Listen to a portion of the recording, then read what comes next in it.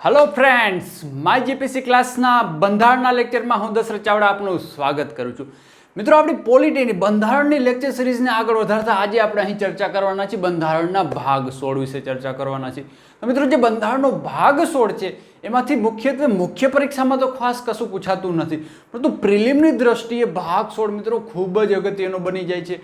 કેટલાક અગત્યના અનુચ્છેદો છે, જે અગત્યના અનુચ્છેદો છે એનો આજે આપણે અહીં અભ્યાસ કરીશું, એટલે કે અહીંથી અનુચ્છેદો જ પૂછવામાં આવતા હોય છે અને ખૂબ જ અગત્યનો ભાગ છે મિત્રો ભાગ 16।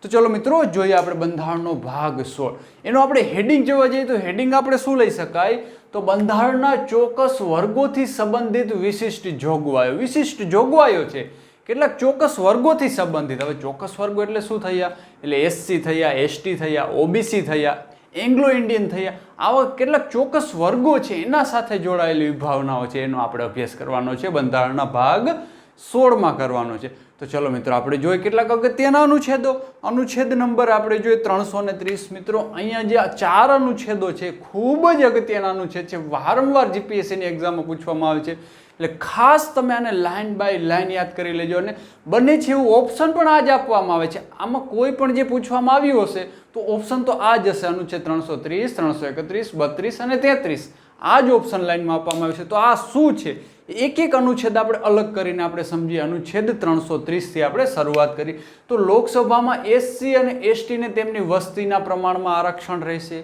હવે મિત્રો, અહીંયા વાત કરવામાં આવી છે લોકસભા, આપણી સંસદ છે, એના 2 ગૃહો છે, લોકસભા અને રાજ્યસભા। નીચલું ગૃહ એટલે લોકસભા, જેની પ્રત્યક્ષ ચૂંટણીઓ થાય છે, આપણે સ્વયં વોટિંગ કરવા જઈએ છીએ। તો આ ચૂંટણી છે એમાં એસસી અને એસટીનું આરક્ષણ રહેશે, કેટલું, તેની વસ્તીના પ્રમાણમાં। આપણે ઘણી વખત જોતા હોઈએ છીએ કે આપણે ગુજરાતમાં પણ કેટલીક સીટો રિઝર્વ હોય છે, જેમાં આપણે જોઈએ વર્તમાનમાં જે કચ્છની સીટ છે મિત્રો, કચ્છની સંસદની લોકસભાની સીટ એ એસસી આરક્ષિત છે। હવે એ પણ અહીંયા ખાસ જોવાનું છે, ક્યાં એસસીની વાત કરવામાં આવી છે, ક્યાં એસટીની, એ પણ આપણે એનો ભેદ છે સ્પષ્ટ હોવો જોઈએ। એસટી એટલે કે શિડ્યુલ કાસ્ટ અને એસટી એટલે કે શિડ્યુલ ટ્રાઇબ। એસટીનો મતલબ આપણે ટૂંકમાં આદિવાસી લઈશું, કે જે જંગલ નિવાસી છે એને આપણે એસટી કહીએ છીએ, અને જે જંગલ નિવાસી નથી એને આપણે એસસી તરીકે ઓળખીએ છીએ। ઓકે મિત્રો, તો આવી રીતે એને કેટલુંક રિઝર્વેશન આપવામાં આવે છે લોકસભામાં। હવે મિત્રો, અહીંયા એ પણ ખાસ જોવાનું છે કે અહીંયા સ્પષ્ટ વાત કરવામાં આવી છે કે લોકસભામાં આરક્ષણ રહેશે। તો હવે ક્યારેક ઓપ્શનમાં કન્ફ્યુઝ કરવામાં આવે અને ઓપ્શનમાં રાજ્યસભા મૂકી દેવામાં આવે। જો આપણે આનો ભેદ અહીંયા સ્પષ્ટ નથી કર્યો તો ફક્ત સંસદ યાદ રાખ્યો છે તો અહીંયા કન્ફ્યુઝ થઈ જાય છે। એટલે રાજ્યસભામાં મિત્રો કોઈ જ આરક્ષણ આપવામાં આવતું નથી એસસી એસટીને। આપણી 11 સીટ છે ગુજરાતની રાજ્યસભામાં, તો 11 સીટ પર એસસી અને એસટીનું આરક્ષણ રહેશે નહીં। ઓકે મિત્રો, ત્યારબાદ બીજો એક ભેદ એ પણ જોવાનો છે કે અહીંયા એસસી અને એસટીની વાત કરવામાં આવી છે। હવે આ સિવાય ત્રીજો વર્ગ છે ઓબીસી, જેને આપણે એસસીબીસી તરીકે પણ ઓળખીએ છીએ। મિત્રો, ઓબીસી વર્ગ છે એનું પણ લોકસભામાં કોઈ જ આરક્ષણ સ્થાપિત કરવામાં આવ્યું નથી। ઓકે મિત્રો, તો આ હતો અનુચ્છેદ 330, ખાસ તમે બંધબેસતું બેસાડી લેજો। ત્યારબાદ હવે જોઈશું અનુચ્છેદ 331। હવે 331માં શું વાત છે, તો લોકસભાની વાત આલે છે, તો અહીંયા પણ લોકસભાની વાત કરીશું, પરંતુ અહીંયા એંગ્લો ઇન્ડિયન સમુદાયની વાત કરીશું, એટલે કે રાષ્ટ્રપતિને સત્તા છે કે તે લોકસભામાં એંગ્લો ઇન્ડિયન સમુદાયના અધિકતમ 2 સભ્યોની નિમણૂક કરી શકે છે। અધિકતમ એટલે આપણે 543 સીટ હોય છે, ત્યારબાદ 2ની નિમણૂક કરી શકે, એટલે કે 545 કુલ સભ્યો થાય છે। 2 એંગ્લો ઇન્ડિયન સમુદાય કોણ, રાષ્ટ્રપતિ નિમણૂક કરે છે। ક્યારે રાષ્ટ્રપતિને એવું જણાય આવે કે આ 543 સભ્યો જે ચૂંટાઈને આવ્યા છે એમાં એંગ્લો ઇન્ડિયન સમુદાયનું પૂરતું પ્રતિનિધિત્વ નથી, તો મહત્તમ 2 સભ્યોની રાષ્ટ્રપતિ નિમણૂક કરી શકે છે। રાષ્ટ્રપતિની ઈચ્છા અનુસાર હોય છે, કરે અને ના પણ કરે, આવી રીતે હોય છે। પરંતુ આપણે વર્તમાનમાં 104માં બંધારણીય સુધારો કરવામાં આવ્યો છે, એના દ્વારા એવું કહેવામાં આવે છે કે એસસી અને એસટી છે એનું જે લોકસભામાં રિઝર્વેશન છે એને 10 વર્ષ માટે લંબાવવામાં આવ્યું છે, એટલે કે 25 જાન્યુઆરી 2020ના રિઝર્વેશન પૂરું થતું હતું, હવે 10 વર્ષ એને ફરી પાછું એક્સટેન્ડ કરવામાં આવ્યું। પરંતુ આ 104માં બંધારણીય સુધારામાં એંગ્લો ઇન્ડિયન સમુદાયની વાત કરવામાં નથી આવી, એટલે તજજ્ઞો દ્વારા એવું પણ કહેવામાં આવ્યું છે કે એંગ્લો ઇન્ડિયન સમુદાયનું જે લોકસભામાં રિઝર્વેશન હતું એને ધીરે ધીરે સમાપ્ત કરવામાં આવી રહ્યું છે। એક અંશે આપણે જોઈએ તો યોગ્ય પણ કહી શકાય એંગ્લો ઇન્ડિયન, એનો મતલબ શું થયો કે કોઈ પણ એવો વ્યક્તિ કે જેના માતા અથવા પિતા બંનેમાંથી કોઈ પણ એક છે, એક ભારતીય હોય છે ને એક અંગ્રેજ હોય છે, એટલે કે એક બ્રિટિશર હોય છે, આ બંને હોય છે, એના જે પુત્રો અથવા તો પુત્રીઓને આપણે એંગ્લો ઇન્ડિયન સમુદાય કહીએ છીએ, જે આપણે બ્રિટિશ સમયમાં આઝાદ થયા હતા એ સમય યોગ્ય હતું। પરંતુ વર્તમાનમાં આની અયોગ્યતાના કારણે કે હવે યોગ્ય નથીના કારણે 104માં બંધારણીય સુધારામાં આનો સમાવેશ કરવામાં આવ્યો નથી। ઓકે મિત્રો, તો એમ છતાં પણ જો પૂછાય એંગ્લો ઇન્ડિયન સમુદાયના આરક્ષણ સંબંધી 2 સીટ રિઝર્વ રાખવામાં આવે છે, કયા અનુચ્છેદમાં જોગવાઈ છે? તો 331 મિત્રો, ખૂબ જ અગત્યનો અનુચ્છેદ છે 331, ઘણી બધી વખત એક્ઝામમાં પૂછાઈ ગયો છે. હવે મિત્રો આપણે જોઈશું અનુચ્છેદ 332. હવે આપણે લોકસભાની વાત કરી લીધી બંનેમાં, હવે આપણે રાજ્યોમાં આવી જઈએ, રાજ્ય વિધાનસભામાં. તો જેવી રીતે લોકસભામાં એસસી અને એસટી સમુદાય છે એનું આરક્ષણ છે, એવી જ રીતે રાજ્યની વાત કરીશું આપણે. રાજ્યમાં વિધાનસભામાં એસસી અને એસટી સમુદાયને તેમની વસ્તીના પ્રમાણમાં આરક્ષણ રહેશે. જેવી રીતે આપણે લોકસભામાં વોટિંગ કરી છે સાંસદમાં, એવી જ રીતે જે ધારાસભ્યો છે, ધારાસભ્યોની બાબતમાં પણ એસસી અને એસટી આરક્ષણ જોવા મળે છે. કેટલું રહેશે? એની વસ્તીના પ્રમાણમાં રહેશે. એ રાજ્યોમાં કેટલી વસ્તી છે એના આધારે આરક્ષણ છે નક્કી થતું હોય છે. ઓકે મિત્રો, તો આ અનુચ્છેદ પણ ખૂબ જ અગત્યનો છે, અનુચ્છેદ 332. એવી રીતે હવે આપણે જોઈએ અનુચ્છેદ 333. તો બસ લાઈન ટુ લાઈન. હવે એસસી એસટી આવ્યું તો એસસી એસટી રાજ્યમાં આવ્યું. હવે લોકસભામાં આપણે એંગ્લો ઇન્ડિયન જોયું હતું, તો અનુચ્છેદ 333માં આપણે રાજ્ય વિધાનમંડળ છે એમાં આપણે એંગ્લો ઇન્ડિયન સમુદાય છે એને રિઝર્વેશન આપવામાં આવ્યું છે. કેટલું? અહીંયા અધિકતમ 2 સીટ હતી, હવે અહીંયા અધિકતમ 1 સીટ રહેશે. ઓકે મિત્રો, એંગ્લો ઇન્ડિયન સમુદાયનું જે રિઝર્વેશન છે ફિક્સ કરી દેવામાં આવ્યું છે, અધિકતમ 1, અધિકતમ 2. જ્યારે એસસી એસટીની વાત કરવામાં આવશે ત્યારે એમાં કેટલી સીટ રિઝર્વ છે ફિક્સ નથી, એની વસ્તીના પ્રમાણમાં રહેશે, વસ્તીના આધારે રિઝર્વેશન આપવામાં આવે છે. ઓકે મિત્રો, ક્લિયર થઈ ગયું. આપણે વાત કરી રહ્યા છીએ વિશિષ્ટ વર્ગોથી વિશિષ્ટ જોગવાઈઓ, એટલે કે કેટલાક અલગ વર્ગો છે એની જોગવાઈની વાત કરી રહ્યા છીએ. લોકસભા અને રાજ્ય વિધાનમંડળમાં એનું આપણે આરક્ષણ જોઈ ગયા. ઓકે મિત્રો, ત્યારબાદ ફરી પાછા કેટલાક અગત્યના આ ભાગમાંથી આ 4 અનુચ્છેદ તો ખૂબ જ અગત્યના છે મિત્રો. આ તો 4 અનુચ્છેદ આપણે કોઈ પણ રીતે યાદ હોવા જોઈએ. ત્યારબાદ આ સિવાય પણ કેટલાક અગત્યના અનુચ્છેદ છે એનો અભ્યાસ કરીએ.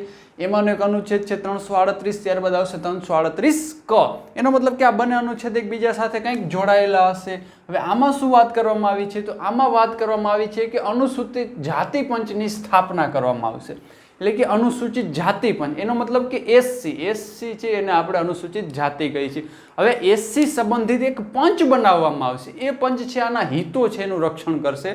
એટલે કે જેને આપણે કહીએ છીએ અસ્પૃશ્યતા નાબૂદી અનુચ્છેદ 17ની આપણે સમાવેશ કરવામાં આવ્યો. તો એક રીતે આ વર્ગ સાથે સંકળાયેલો હતો. જે એસસી વર્ગ છે જેને આપણે દલિત તરીકે પણ ઓળખીએ છીએ, આ વર્ગ છે એના હિતોનું રક્ષણ કરવા માટે એક પંચ બનાવવામાં આવશે.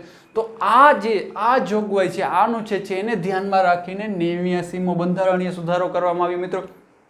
મિત્રો 89માં બંધારણીય સુધારા 2003 દ્વારા રાષ્ટ્રીય અનુસૂચિત જાતિ પંચ NCSC ની સ્થાપના કરવામાં આવી અને એસસી વર્ગના હિતોનું રક્ષણ અને કલ્યાણની દેખરેખ રાખશે. એના હિતો છે એનું કલ્યાણ કરવાનો, એટલે કે કંઈક રક્ષણ, એનું કંઈક સમાજમાં સ્તર ઊંચું આવે એવા પ્રયાસો કરશે NCSC. તો આ પંચનો પણ આપણે બંધારણીય સંસ્થાઓનો અભ્યાસ કરીશું, ત્યાંમાં આનો આપણે વિગતવાર અભ્યાસ કરીશું.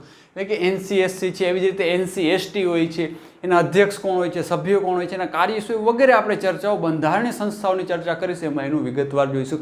પરંતુ એની સ્થાપના કયા અનુચ્છેદના આધારે થાય છે NCSCની? તો એ ખાસ જોવાનું છે, અનુચ્છેદ 338ના આધારે થાય છે. ઓકે મિત્રો, ત્યારબાદ એવી જ રીતે અનુચ્છેદ 338 ક આવે છે, એટલે કે આનો પેટા અનુચ્છેદ થયો. હવે એમાં શું વાત કરવામાં આવી છે? હવે એસસીની વાત કરી લીધી, પરંતુ એસસી અને એસટી તો સાથે જોઈએ છે. હવે જે આદિવાસી છે, જે જંગલ નિવાસી છે, એના માટે શું?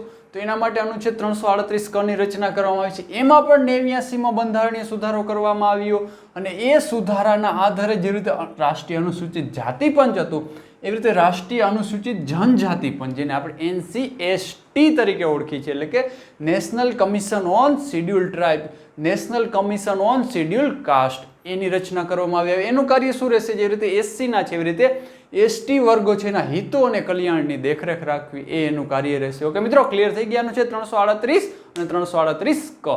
ત્યારબાદ બીજા કેટલાક અગત્યના અનુચ્છેદ જોઈ લઈએ. અનુચ્છેદ 340, એમાં શું વાત કરવામાં આવી છે મિત્રો? અનુચ્છેદ 340, તો રાષ્ટ્રપતિને સત્તા છે કે તે OBC માટે પંચ સ્થાપિત કરી શકે છે. હવે આપણે જોઈએ છીએ કે એસસી અને એસટીનું રિઝર્વેશન છે બંધારણ લાગુ થયું ત્યારથી જ લાગુ પાડી દેવામાં. આપણે મૂળભૂત અધિકારોના લેક્ચર જોઈ ગયા, અનુચ્છેદ 16 જોઈ ગયા, એમાં આ બધી વિગતવાર આપણે ચર્ચા કરી ગયા. ફરી આપણે સામાન્ય ચર્ચા કરી લે. એટલે કે એસસી અને એસટી આરક્ષણ જે બંધારણ લાગુ થયા સમય જ લાગુ પાડી દેવામાં. એટલે કે આ બધા લોકો સામાજિક અને શૈક્ષણિક રીતે પછાત વર્ગ હતો. પરંતુ સમય એવું પણ આપણે જોવા મળ્યું સમાજમાં કે હજી કેટલાક વર્ગ છે જે સામાજિક અને શૈક્ષણિક રીતે પછાત છે, પરંતુ ન તો એ દલિત છે એટલે કે એસસી નથી, અને ન તો એ વનવાસી છે એટલે કે એસટી પણ નથી. એ સિવાયનો પણ એક વર્ગ છે એટલે કે જેને આપણે એસસીબીસી તરીકે ગુજરાતમાં ઓળખીએ છીએ, કેન્દ્રમાં આપણે ઓબીસી તરીકે ઓળખીએ છીએ, એવો એક વર્ગ છે. હવે એક વર્ગની ઓળખ કરવા માટે કાલેલકર પંચ બનાવવામાં આવ્યું. કયું? કાલેલકર પંચની સ્થાપના કરવામાં આવી, પરંતુ એ લાગુ ન થઈ શક્યું. ત્યારબાદ માંડલ પંચ આવે છે. ત્યારબાદ માંડલ પંચને 1989માં લાગુ પાડવામાં આવે છે. એ આધારે ઓબીસી આરક્ષણ દેવામાં આવે છે. ઓબીસી આરક્ષણ જેને આપણે ગુજરાતમાં એક અર્થે એસસીબીસી તરીકે ઓળખીએ છીએ, એ ઓબીસી આરક્ષણ છે. તો આવી રીતે ઓબીસી આરક્ષણ સ્થાપિત થયું. તો હવે આ જે અન્ય વર્ગ છે, ઓબીસી વર્ગ, અન્ય વર્ગ, એના પણ હિતોનું કલ્યાણ કરી શકે કે એવા પંચની સ્થાપના કરવામાં આવે. આવી જોગવાઈ કરવામાં આવી 340માં અને સત્તા સોંપવામાં આવી રાષ્ટ્રપતિને. તો આ જોગવાઈ હેઠળ જ 102મો બંધારણીય સુધારો, એટલે આપણે એને કરંટ સાથે પણ જોડી શકાય, 102મો બંધારણીય સુધારો કરવામાં આવ્યો. એના દ્વારા રાષ્ટ્રીય અન્ય પછાત વર્ગ એટલે એનસીઓબીસી છે એની સ્થાપના કરવામાં આવી. ઓકે મિત્રો, 102માં બંધારણીય સુધારા દ્વારા આ પંચની સ્થાપના કરવામાં આવી. ત્યારબાદ આ સિવાયના પણ કેટલાક અગત્યના અનુચ્છેદ છે, 341 ને 342 એ જોઈ લેવું. 341 અને 342 છે, સિમ્પલ છે. શું વાત કરવામાં આવી છે? તો હવે એસસી અને એસટી વર્ગની એને કેટલાક હિતોનું કલ્યાણ, આરક્ષણ વગેરે વાત કરી, પરંતુ આમાં કોનો સમાવેશ કરવો, એને કેવી રીતે ઓળખવા? તો મિત્રો અનુચ્છેદ 341 વાત કરવામાં આવી છે કે રાષ્ટ્રપતિ એસસી વર્ગમાં આવતા સમૂહો છે એને એક યાદી તૈયાર કરશે. એક યાદી તૈયાર કરવામાં આવશે અને આ યાદી કોણ આવી શકે તે વ્યાખ્યા અનુચ્છેદ 366માં કરવામાં આવી છે. એટલે આપણે એસસી સમુદાયને આરક્ષણ દેવું છે, કેટલાક વિશેષ લાભ દેવા છે, પરંતુ આમાં કોણ કોણ આવશે? કંઈક યાદી તો હોવી જોઈએ ને, કોનો સમાવેશ કરવો? તો એ યાદી રાષ્ટ્રપતિ નક્કી કરશે, રાષ્ટ્રપતિ તૈયાર કરશે અનુચ્છેદ 341ના આધારે. હવે રાષ્ટ્રપતિ કેવી રીતે તૈયાર કરશે? કાંઈક તો એને રેફરન્સ જોશે ને, તો એ રેફરન્સ આપવામાં આવ્યો છે અનુચ્છેદ 366માં. એટલે કંઈક વ્યાખ્યા કરવામાં આવી છે. એ વ્યાખ્યા એવી લાક્ષણિકતા ધરાવતા લોકો હશે ને એસસી કહી શકાય છે, એવા લોકોને ઓળખી રાષ્ટ્રપતિ એક લિસ્ટ તૈયાર કરે છે. ઓકે મિત્રો, તો આ હતો અનુચ્છેદ 341. ત્યારબાદ આવે છે અનુચ્છેદ 342. એમાં શું હશે મિત્રો? તો જેવી રીતે એસસી બાબતે છે એવી જ રીતે એસટી બાબતે, જે વનવાસી છે, આદિવાસી કઈ છે, શિડ્યુલ ટ્રાઇબ છે, એમાં રાષ્ટ્રપતિને સત્તા રહેશે કે એસટી વર્ગમાં આવતા સમૂહોની યાદી તૈયાર કરવી. એની યાદી તૈયાર કરશે અને એ યાદી માટેનો રેફરન્સ છે એ પણ રેફરન્સ અનુચ્છેદ 366માં જ આપવામાં આવ્યું છે. રેફરન્સના આધારે યાદી તૈયાર કરશે, એના આધારે આ બધા લાભો આપવામાં આવે છે. ઓકે મિત્રો, ક્લિયર થઈ ગયા? આ ભાગ 16 થી આટલા અનુચ્છેદો ખૂબ જ અગત્યના હતા. એમાં પણ આ 4 અનુચ્છેદ તો ખૂબ જ અગત્યના છે મિત્રો. આની તો ગાંઠ બાંધી જ લેજો.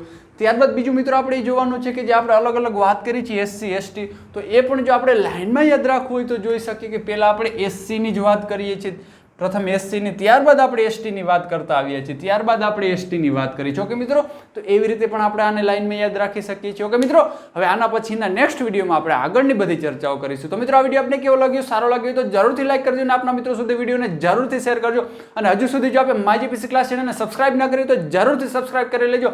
અને ડિસ્ક્રિપ્શન બોક્સમાં આપવામાં આવેલી લિંક માય જીપીસી ક્લાસની ટેલિગ્રામ ચેનલને પણ અવશ્ય જોઈન કરજો, જેથી આપણે પ્રત્યક્ષ રીતે પણ જોડાયેલા રહી શકીએ. ઓકે મિત્રો, થેન્ક યુ.